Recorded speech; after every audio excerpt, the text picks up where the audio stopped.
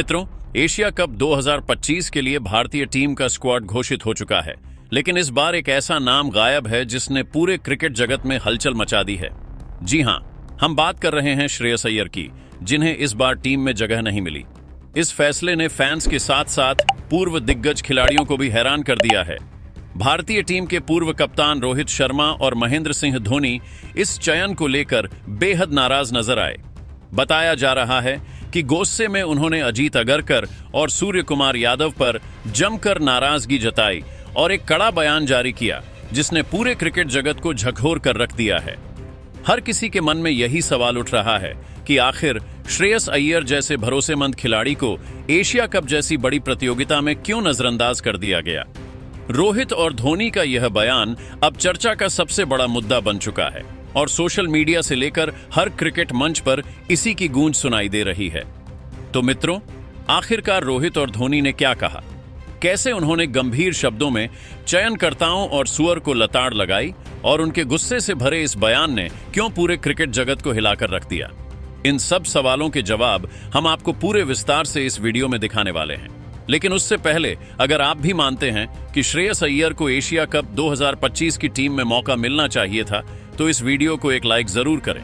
मित्रों, जैसा कि आप सभी जानते हैं, एशिया कप का आगाज होने में अब बस कुछ ही दिनों का समय बाकी है। आपको बता दें कि एशिया कप की शुरुआत 9 सितंबर से होगी और इसका भव्य फाइनल 28 सितंबर को खेला जाएगा।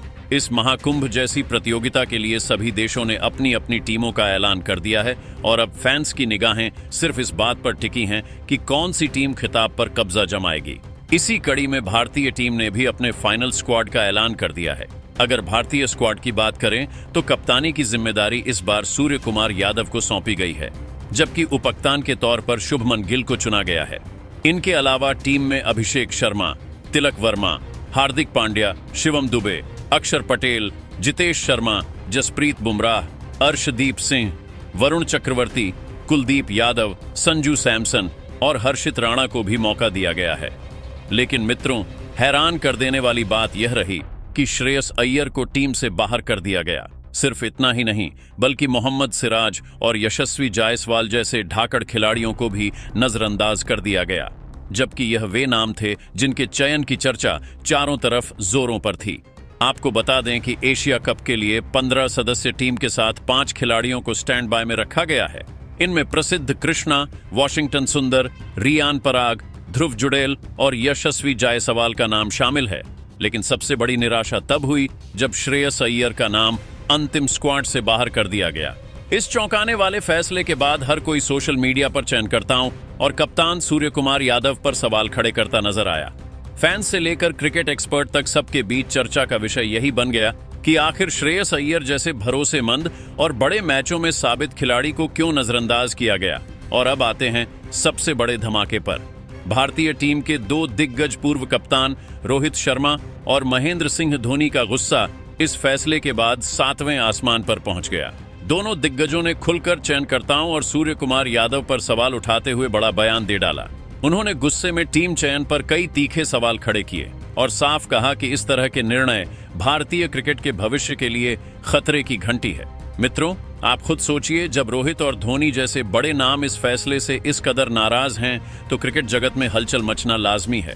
अब हर किसी की जुबान पर यही सवाल है, आखिर श्रेयस अय्यर को एशिया कप 2025 की टीम से बाहर करने की वजह क्या रही? क्या यह किसी सोची समझी रणनीति का हिस्सा है या फिर चयनकर्ताओं की कोई बड़ी चूक? तो आखिरकार रोहित और धोनी ने क्या कहा? उन्होंने चयनकर्ताओं और कप्तान सूर्य को किस तरह लताड़ लगाई और उनके बयान ने क्यों पूरे क्रिकेट जगत में भूचाल ला दिया? इन सभी सवालों के जवाब हम आपको विस्तार से इस वीडियो में बताने वाले हैं। लेकिन उससे पहले, अगर आप भी मानते हैं कि श्रेयस अय्यर को एशिया कप 2025 की टीम में जगह मिलनी चाहिए थी, तो इस वीडियो को लाइक जरूर करें और अपनी राय कमेंट बॉक्स में लिखकर हमें बताएं। सबसे पहले रोहित शर्मा सामने आए और उन्होंने गहरी नाराजगी जताते हुए कहा, एशिया कप के लिए भारतीय टीम का ऐलान हो चुका है।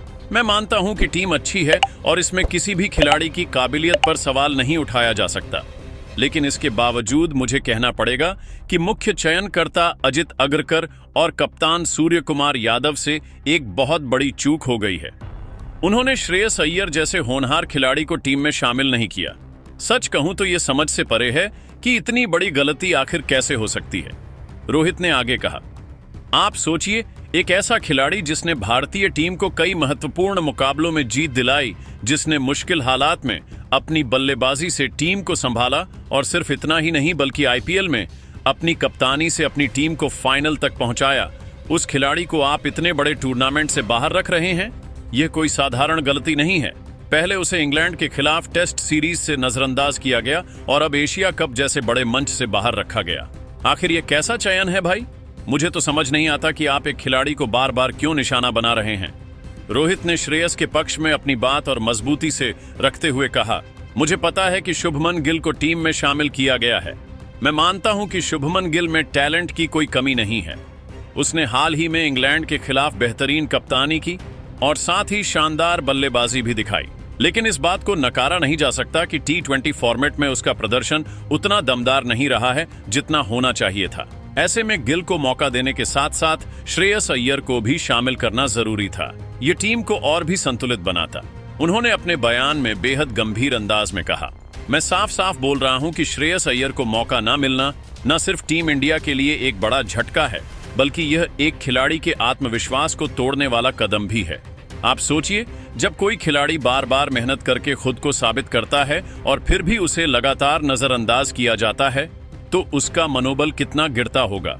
ये सिर्फ चयन की बात नहीं है, ये एक खिलाड़ी के करियर और उसके आत्मसम्मान का सवाल है। रोहित ने अंत में कहा, मेरी नजर में श्रेयस अय्यर जैसे खिलाड़ी को टीम से बाहर करना भारतीय क्रिकेट के भविष्य के साथ खिलवाड़ है। ये वही खिलाड़ी है जिसने हर मौके पर अपने प्रदर्शन से टीम को सहारा दिया है। अगर ऐसे खिलाड़ियों को लगातार नजरअंदाज किया जाएगा तो इसका असर टीम की एकजुटता और खिलाड़ियों के आत्मविश्वास दोनों पर पड़ेगा। मैं उम्मीद करता हूं कि आगे चयनकर्ता अपनी गलती सुधारेंगे और श्रेयस जैसे खिलाड़ियों को उनका हक देंगे, क्योंकि भारतीय क्रिकेट को आगे ले जाने के लिए ऐसे ही जज्बे और जुनून वाले खिलाड़ियों की जरूरत है।